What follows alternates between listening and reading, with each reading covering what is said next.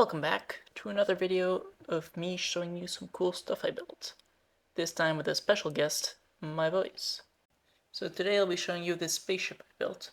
I've been working on it on and off for around a year now, and I think it's really good. So first off, let me just show you the cockpit of the spaceship. It was built with a first-person view in mind. Next up, you can see just so many thrusters, but these balance all of the weight of the spaceship and allow it to stay in place in the air.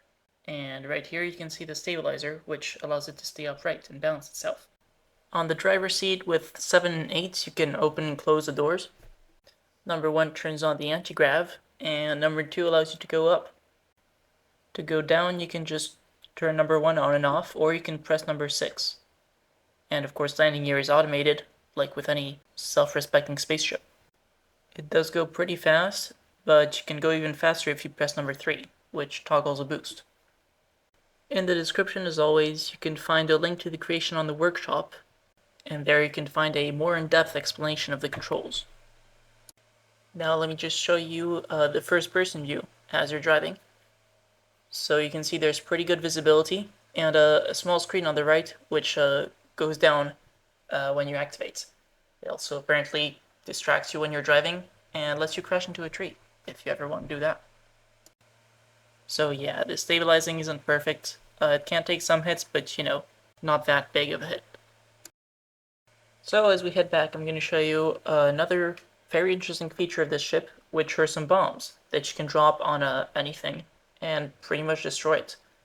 Of course, they're not regular bombs, that wouldn't be any fun. So it's 10 glitch welded explosives together in the same block on each bomb, so for a total of 20 explosives, which gives a pretty good spread on it. So number 4 detaches them, which makes both explosives drop at the same time. The explosion, honestly, right there wasn't that big, but most of the time it spreads to a much wider area, which I'll show you right after this. You can press number 6 to go back down, but it's not that well balanced if you're not carrying the bombs, because they do weigh a lot. Another happy landing. Yeah, the doors can sometimes be a bit glitchy, but I tried my best to fix it, but that's just basic scrap mechanic bugs. I can't do much about that.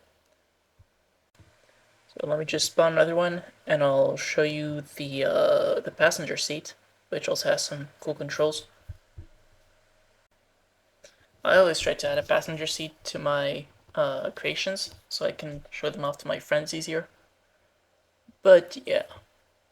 It has some door controls with number 1 and 2.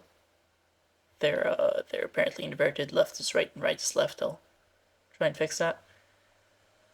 And there's some WASD controls for the turret at the bottom. So up, down, left, right, of course. And you can press number 1 to activate the Gatling gun on it. So I was saying WASD controls on the Gatling gun, which turn on this time when I press number 1. But it is a bit buggy with the collisions, so you have to move it up and down a bit, but then it works fine. The recoil is a lot, apparently, but the ship can manage it, keep itself from losing balance.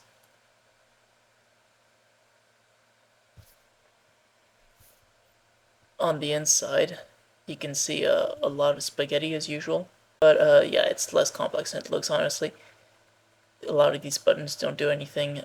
And yeah, you can see the panel, the bunch of logic gates, and the buttons are color-coded to make sense. So that red button right there would be to drop the bombs. You can see the balance of the ship shift, and these 2 green lights turn off to signify that the bombs were dropped, and the 2 lights at the back right there in white also do the same thing. The dropping system is pretty simple. It's just cardboard that gets shot out. There's also a sensor right there to tell you if it's dropped. The WSD converter for the seat, and a lot of thrusters to move forwards. If we go down,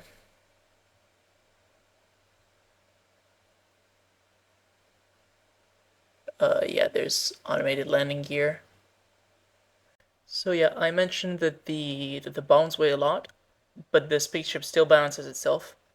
It's some thrusters are basically only to compensate the weight of the bombs, and when those sensors get deactivated, they deactivate the corresponding thrusters, which keeps the spaceship as level as it can be, which allows it to fly properly even without the bombs. It's not perfect. I tried my best to make it perfect, but you know, landing gear has a pretty cool pattern, and yeah, the door opened this time. For the balancing system, I used a sort of gyro.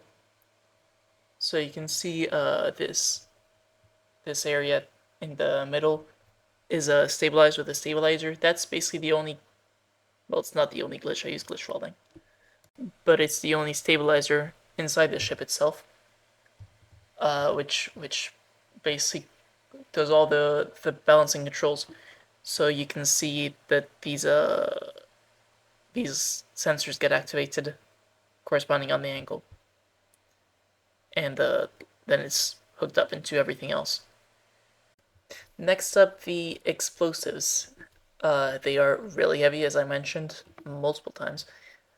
So it's there's 10 bombs glitch welded into each other, right there, and it weighs a lot. You can see that from how it lands. They blow up automatically when they touch the ground, so there's a bunch of safety systems set up, and basically that ensures that it doesn't blow up as soon as you spawn it. So the sensor detects if the bomb is on the ship itself, and when it's spawned in,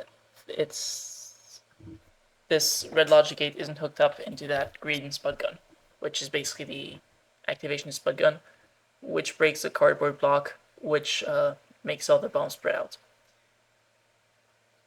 If I show you right here, yeah, you can see it's pretty powerful, and will probably destroy any creation you drop it on top of.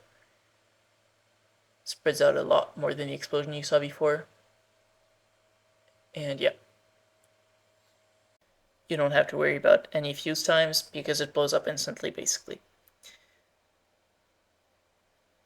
My first version right here had 30 explosives total, so 15 on each. I couldn't manage to fit it inside the spaceship in a way that looked good. My second version had 15, but that was too heavy for the spaceship to lift. So I removed 5 extra bombs. They weigh 4 per block. So that's 15 times inside the bomb itself, which weighs a lot. The spaceship couldn't take off, yeah. For the glitch welding, I used the glitch welding mod. I think it's part of the mod pack as well, and I think I do use it from the mod pack, but you can look up videos on how it works. It's actually just really easy. And to end this off, I'm going to show you some final destruction from the bombs of the spaceship. I'm going to fly up over these creations I previously worked on, and press 4. And there we go. Everything blows up. So I hope you all enjoyed this video. If you want to see more cool stuff I build, then subscribe. And like the video as well, because I always appreciate it, and it makes me know you want to see more. Thanks for watching.